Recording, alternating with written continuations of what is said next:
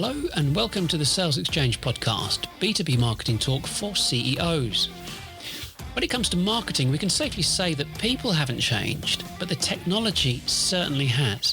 And if we don't adapt, we're going to run into some serious problems. So, if you're a CEO who's involved in marketing, join us as we talk about strategies and tactics needed to generate new business. And I'm your host and founder of Sales Exchange, Nigel Main.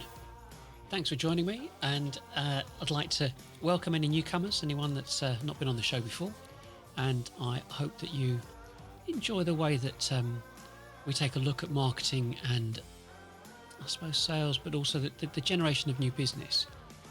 And on that subject, one of the things I want to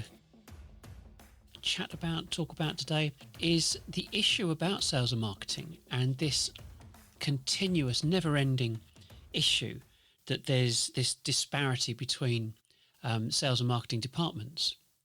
But I think the reality is, I think sales and marketing is dead, and it's been dead for a long time. But there's far more to it than that. At the end of the day, there's always been a disconnect between sales and marketing, and that's what everyone keeps saying. So, but is it really true? Well, there's a bit of an anathema about this, and to get the full picture, you've got to have an awareness of the background. So if you look at the drivers to begin with, the main factors that drive business is money. Business and commerce, it needs money, but who drives money is the bankers and accountants and investors, and right there is the fundamental problem. So the money people who maintain a set of accounts, and more importantly, the P&L, it's expected to have two descriptions on it, which is sales and marketing. And because the financial mechanisms expect all businesses to have these descriptions on their accounts, the entrepreneurs immediately, and business owners, immediately fall into the same category as everyone else. They've set a business up that has selling people and creative people in it, because they're told to, and that's how it is, but never the twain shall meet. I mean, in my opinion, I think there are so many failed businesses that never had a chance. Before you even start to think about the disconnect between sales and marketing, business owners were setting up their businesses to accommodate the bankers, and then spent the next, however many decades, trying to figure out why the business wasn't working the way that they dreamed of it working.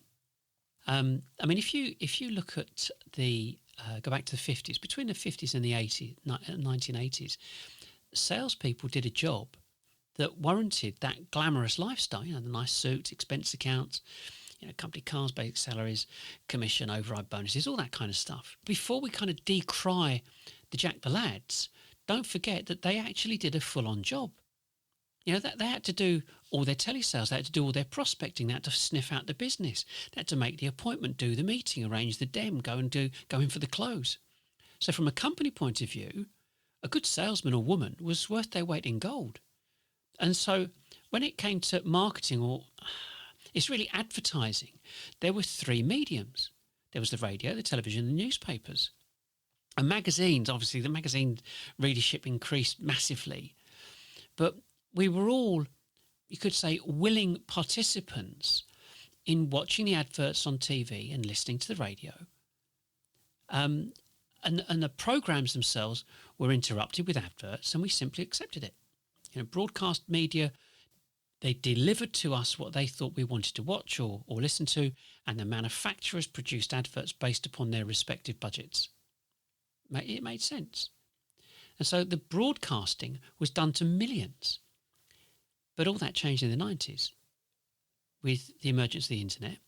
And now there was a personal screen called a computer that enabled one-to-one direct marketing.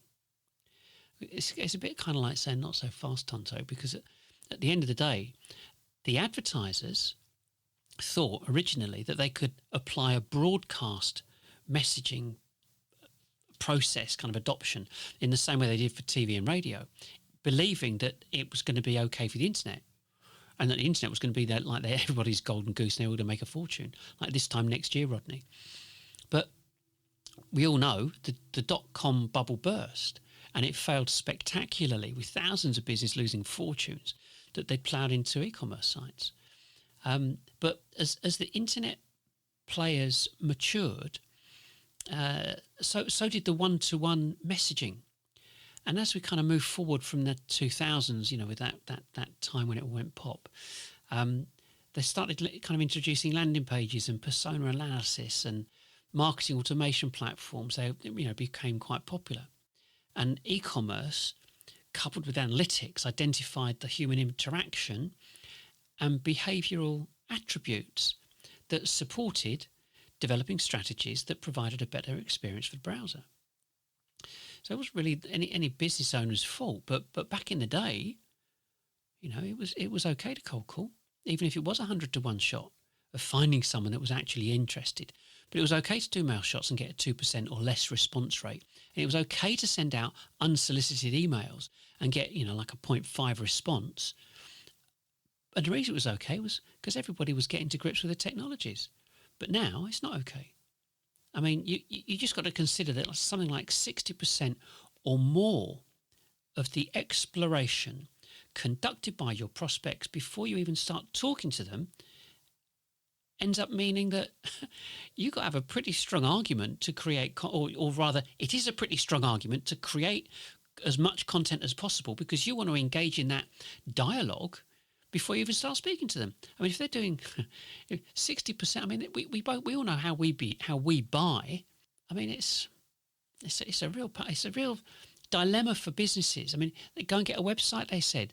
So every business traded in their company brochure and built a website. And with Kevin Costner is saying, build it and they will come. Field of Dreams. It never happened. The only way a website could deliver what they promised was for browsers to actually look at the website. And strange as it seems, having your mother look at it and tell you what a lovely website you've got, or loving or looking at all the clicks you're getting and then realising they're all from China and the Middle East, doesn't make it a success. So trying to drive browsers to a website seemed like a black art. And so they coined the phrase black hat SEO, meaning that certain unscrupulous web people would mask wording on the website and call it keyword stuffing in order to attempt to mislead the search engines. But of course, the likes of Google and everyone else, they caught onto this and started to penalise those people that were doing it. But then, with that in mind, you still had all these people that were kind of caught up in a pay-per-click and lost thousands because they were not only being stitched up by their competition, clicking on their adverts because people didn't understand it properly, and so they were like paying 25 quid per click. But the not psychology, but the methodology behind pay-per-click hadn't evolved, and so some people made and some people did, and most people didn't. And I think with the various routes to our websites being damaged or thwarted by our competition or excessive costs, it basically remained impossible to know how prospects wanted or liked to consume that information. I mean, the only way to look at this. Imagine, for example, if you put yourself on a dating site, like you put your business on a dating site, and see what happened. And if you were to write a description about your business and put a photograph on there that explained your interests and how you've helped people and, a few acronyms like good sense of humour or GOSH or whatever it is, and start to see yourself how other people start to see it. I mean, this exercise and that type of thing, that thought process is about attraction. So how attractive do you think you are? And the only response is going to be from other people. That'll be the deciding factor.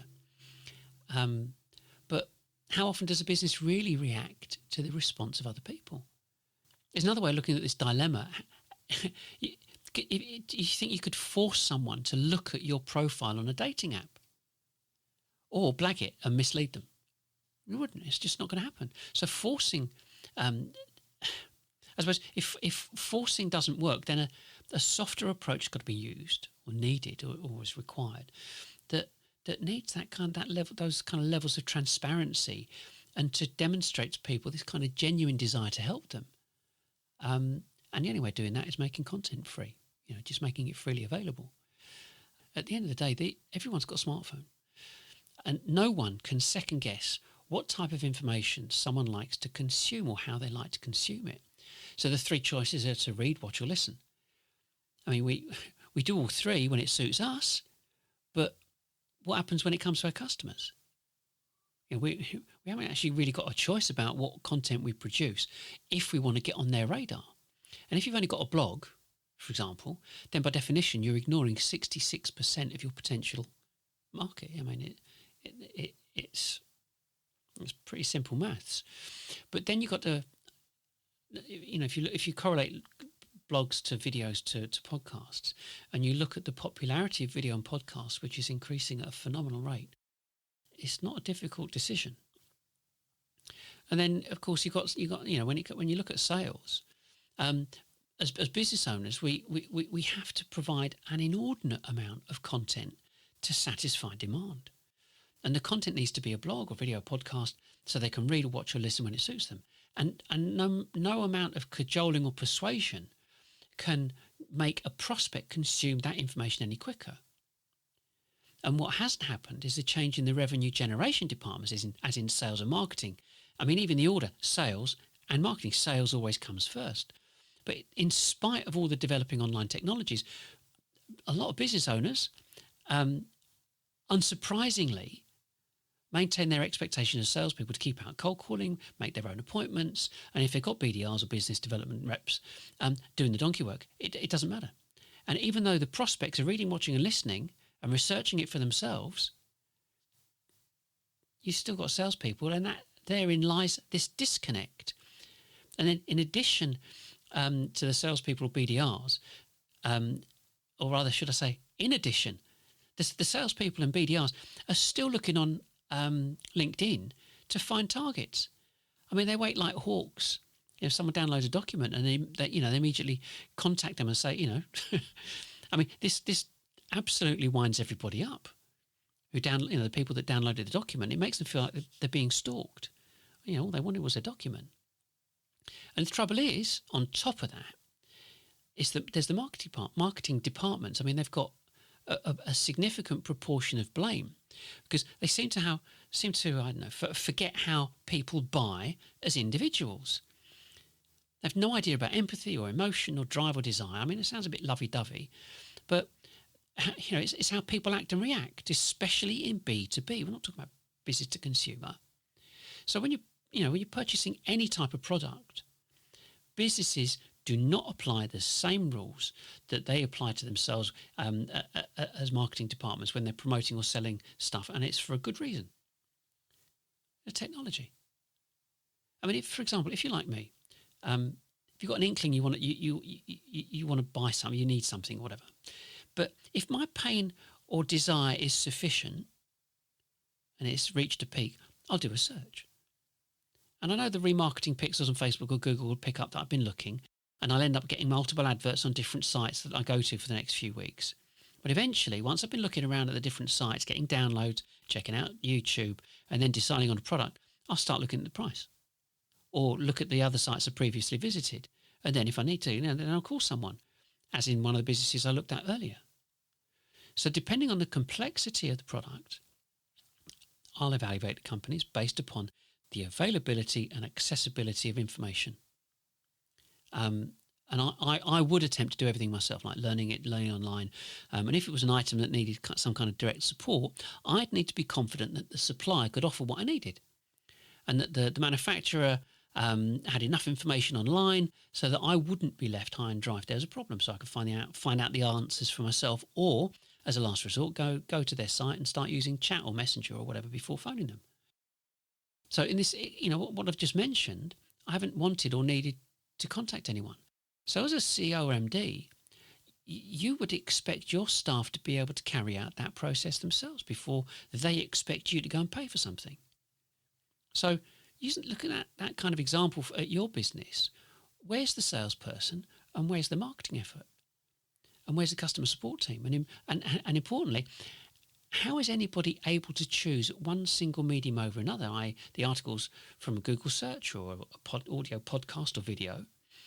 And which form of media would you assume your prospect will reach you by? A little while ago, I spent about 40 grand on video equipment and camera gear and lighting and laptops and so on. I never left my office once. Did everything online. And the same applied to office equipment and voice over IP and printers and stuff like that. So this is what's happening now. Every piece of information you can imagine is available online. And so, the fact that 60% of the buying process is done before they even contact you, and something like, I don't know, 60, I think, I can't remember where I saw it now, but 68% of customers will leave you if you don't show you care for them. So if we come back to the buying cycle that we're both used to, how does that compare to the way your business is set up now, considering who and what your sales and marketing team are being paid to do? I mean, if in the 50s the salesman did all the work, what's happening now? And if the marketing, advertising and design, we call them madmen, were broadcasting on TV and radio, how are your marketing people succeeding in today's environment? And one thing to point out, if your salespeople are being paid a basic company car, commission, bonuses and so on, you have to question what work they're actually doing and actually how successful they would be if they didn't have a marketing department. And if you've got a marketing department, what are they doing? If you've got a commission-based sales team, you see the dilemma. If you challenge the success of your sales team, and they go and blame the quality of the marketing leads. So it's like if your marketing team determine what a marketing qualified lead is before it's handed and converted to a sales qualified lead and handed to sales, then it becomes clear you're actually creating a rod for your own back and damaging your P&L by paying out twice. I mean, that's my opinion. So the common disconnect between sales and marketing serves to suit both sides, as they can both, at present, blame each other for poor performance. And because no one's come up with a satisfactory solution, the decision is invariably made to sack the poorest performers. So, I mean, it was John Wanamaker 100 years ago. He says, half the money I spend on advertising is wasted. Trouble is, I don't know which half. And so it makes no difference if the marketing team or budget's cut, because even without them, the sales team continue to function as if they're working back in the 50s and making their own appointments, and the spiral downward spiral begins again. And we've heard about convergence of voice and data, and voice data and IP and everything else, and voice over IP, and we've seen how multiple marketing software solutions can integrate with each other natively and by using middleware like Zapier and so on. And we keep seeing businesses buy each other, but we've never seen marketing and sales merge together after all this time. And it doesn't surprise me at all. And I think for true convergence to happen for it to happen in sales, marketing, and customer support, for that matter, there needs to be a change in department titles and descriptions, and more importantly, in the structure of the revenue generation and customer retention departments. I mean, basically a full-on pucker leader is required to do this, and we've heard about chief revenue officers and so on. But the crucial element of any successful CRO or CGO is that they must be 100% proficient in sales and marketing and customer service, and have the ability to visualize the revenue generating and lifetime value aspect of a business with such clarity to be able to deconstruct all three disciplines, put them back together again, blindfolded with their hands tied behind their backs.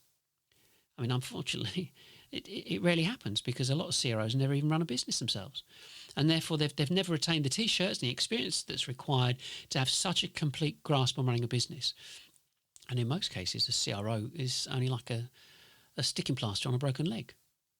Even with a chief growth officer, which is another acronym for someone who's expected to know how all this digital new business generation stuff hangs together.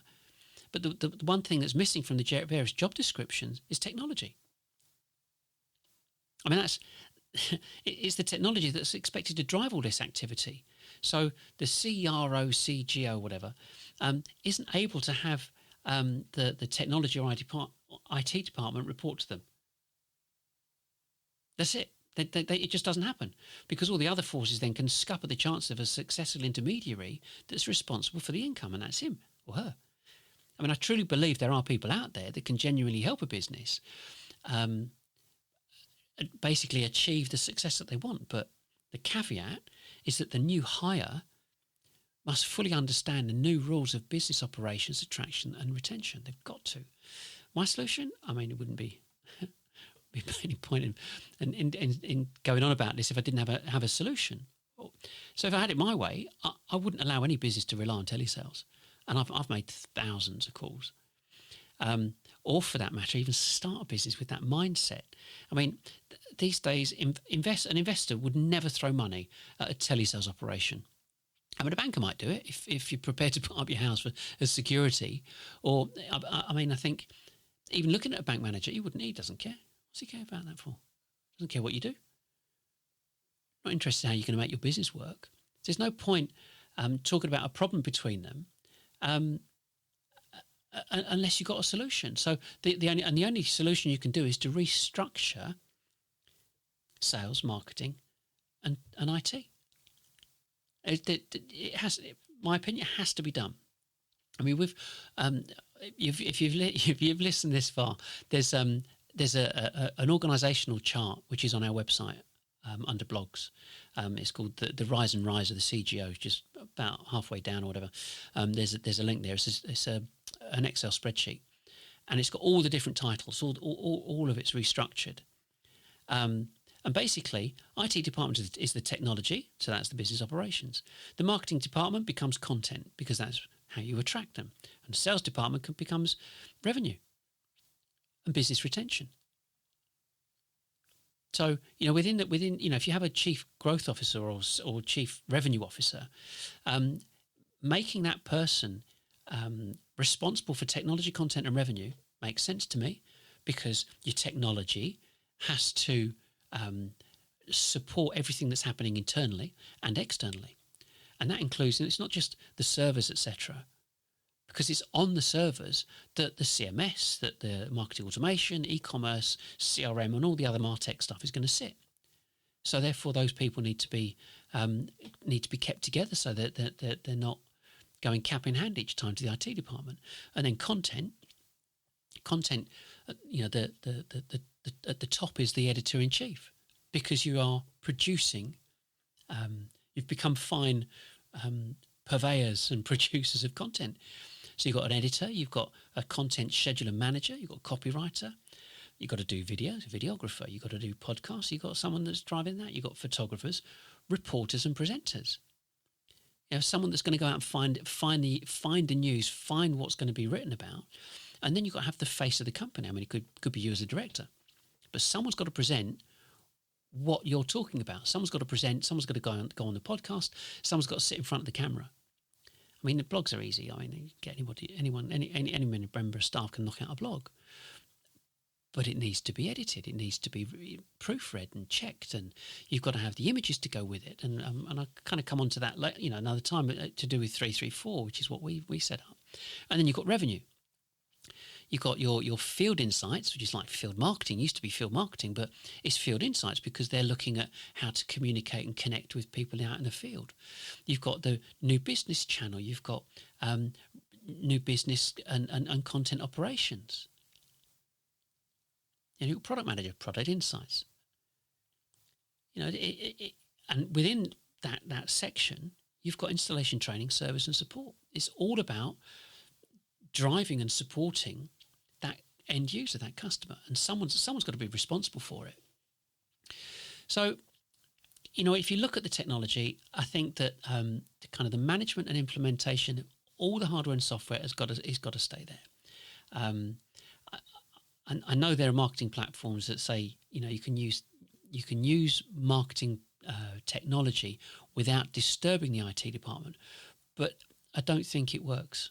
And in fact, it doesn't work because there aren't sufficient demarcation points.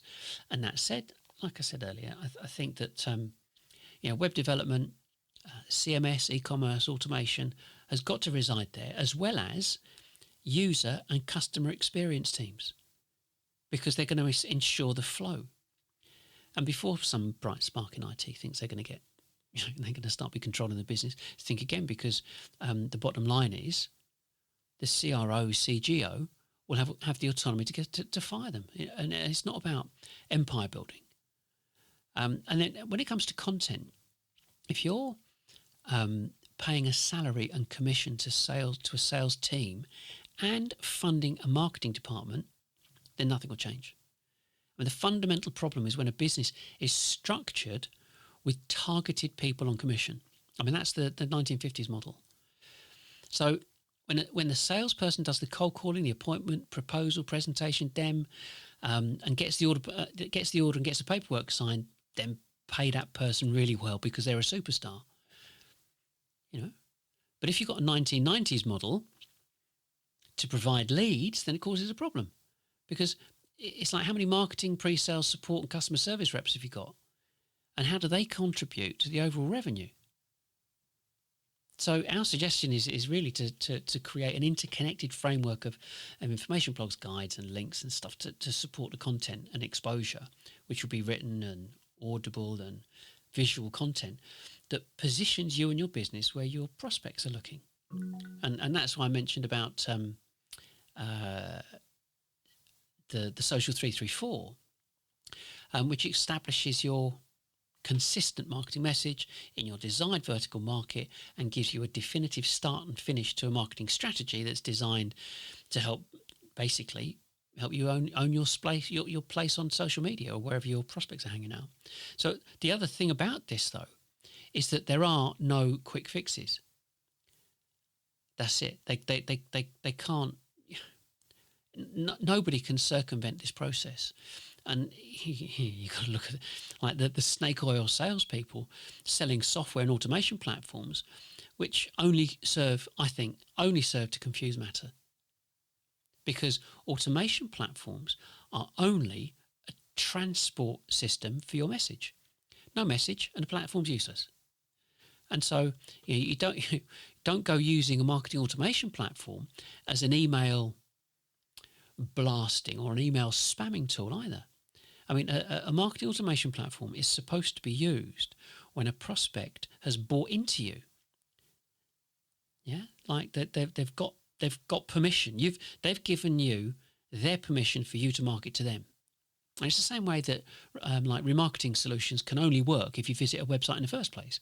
I mean, I've seen businesses spend thousands of pounds on automation platforms because the size of the email list is so great. But it had nothing to do with the engaged list. So, automation platforms can provide analytics at scale and drip feed brilliant email series to people, but only if they've bought into you and given you permission and signed up to the series in the first place. So don't be misled by paying for more than you need. And there are also platforms that can identify IP addresses and deliver up the name of the IP pipe that downloaded or visited your website. And in my opinion, don't waste your money. If you need a piece of software to identify someone and the plan is to phone them when they've downloaded something, then you're back to cold calling again with just a bit more technology. I mean, I know everyone gets incensed, if someone calling them up, they downloaded a document and it's like they're being stalked. Most people these days, if someone wants to download something, you're going to say, well, give us your email address and or telephone number. But it's really lame, because if they want to buy from you, they'll buy from you. So don't do it. I mean, there's a company I know that recently, 2 days ago, I got a handwritten postcard containing a packet of sweets, and it's like, you're a full-on internet digital engagement company, and you're sending out handwritten envelopes and postcards and packets of sweets. I mean, this is like the 80s all over again. But the problem is that because the marketing department has got KPIs to provide leads to the sales department, and this is a simple metric that ticks every box for everyone, including the accountants, that's why it's used. It seems to me that the money commanded by very prominent management consultancies is much either, because if they haven't realised this massive problem, or they're still entrenched in this mantra of we've always done it this way, then they, along with the banks and accountants, are in the same boat, like cognitive dissonance. Um, but, at the end of that, if I had my way, I'd go say, right, if you've got some great salespeople, keep them, make them the A team, and start building a new team. The A team can seek and find and get their business and do everything necessary and pay them whatever because they're not a drain on your marketing. That's fine. Makes sense. They've got cars and this and that and the other, and they're being paid a load of money. Go out there and find and get the business. But then, when you've got the revenue directors, the new team, the marketing department are there to seek and find new business, and they'll, to create content that communicates to your desired vertical markets and personas.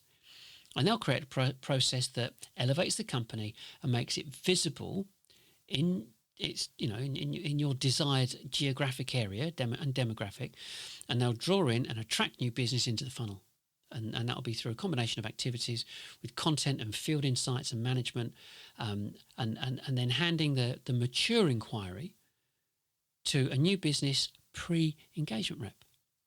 And once a pre-engagement rep has completed the data fill and done everything in conjunction with the field people and with the various support teams, they'll hand it over to the revenue director, who will get it signed off and closed, and away you go.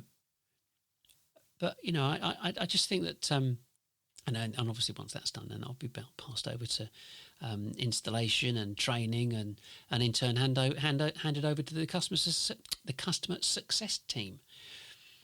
But having a lean new revenue department, potentially looks like a dream scenario. But there's no point having loads of salespeople if they're sitting around twiddling their thumbs and looking busy when you turn up in the office, and feigning seriousness and the lack of new business, all too eager to blame marketing. I mean, personally, I'd rather have one or two really well-paid salespeople on my books. I mean, I'd even fly them by helicopter to do their appointments and keep them closing, than know that I'm paying for a whole team to sit around 50% or more of the time. Because we both know they absolutely cannot be busy all day, every day, and they're not. A really nice, dear old friend of mine who's not around anymore, he said that when he employed 10 people, you only ever got work out of 9, ever. And that, although that was in retail, direct sales is even worse. I mean, if you next time you think about it, calculate how much face time each of your salespeople had with their prospect, any amount of prospects last month. At the end of the day, ball's in your court. I mean, what do you think? If you've got a comment on this, let us know on our website. Message us, have a chat. Does it resonate with you? I mean, what are you planning to do in the future? What have been your plans to generate more revenue? Because let's face it, if we don't keep moving forward, we die. And on that note, I think we'll leave it there for today. Thank you for joining me. I'm Nigel Main. I'm the founder and managing director of Sales Exchange. And if you'd like to talk more, or if you'd like to chat about your business, by all means, please get in touch. Bye for now. See you in the next one.